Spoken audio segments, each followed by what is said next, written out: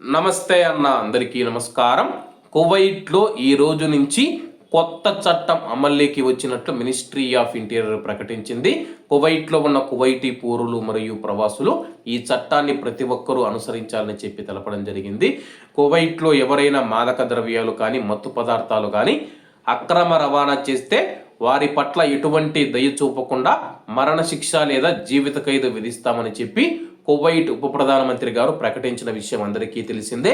కువైట్లో మాదక ద్రవ్యాలు, సైకోట్రోఫిక్ పదార్థాల అక్రమ రవాణాను అరికట్టేందుకు కువైట్ ప్రభుత్వం తీసుకువచ్చిన డిక్రీ లా నెంబర్ 159/2025 ఈ రోజు నుంచి డిసెంబర్ 15, 2025 నుంచి అమల్లోకి వచ్చింది.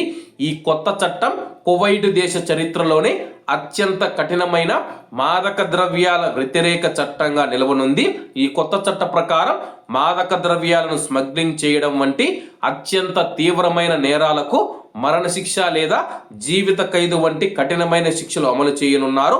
నేరాలను అరికట్టడం, సమాజాన్ని రక్షించడం లక్ష్యంగా ఈ చట్టాన్ని తీసుకుని వచ్చినట్లు అధికారులు వెల్లడించారు. అలాగే కఠినమైన శిక్షలతో పాటు ఈ చట్టం మాదక ద్రవ్యాలకు బానిసైన వారి పట్ల మానవీయ కోణాన్ని కూడా కలిగి ఉంది. ఎవరైతే మాదక ద్రవ్యాలకు బానిసలై ఉన్నారో అటువంటి వారిని రిహాబిలేషన్ సెంటర్లకు తరలించి వాళ్లకు చికిత్స అందిస్తామని చెప్పి అధికారులు తెలియజేశారు.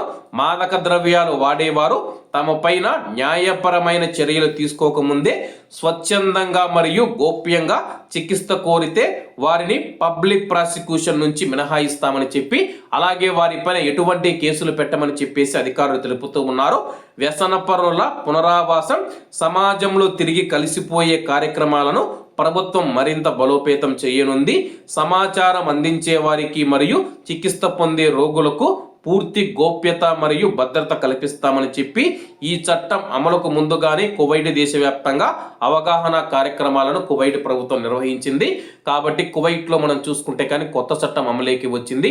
అలాగే ఇండియా నుంచి కువైట్కు వచ్చేవారు కూడా ఎవరైతే ఉన్నారో, కువైట్ నుంచి ఇండియాకు వెళ్ళేవారు ఎవరైతే ఉన్నారో మీ యొక్క లగేజీని క్షుణ్ణంగా పరిశీలించుకోండి. ఎవరైనా ఇచ్చిన లగేజీని తీసుకోకపోవడమే మంచిది. మీ యొక్క లగేజీని మీరే తీసుకువెళ్ళడం మంచిది.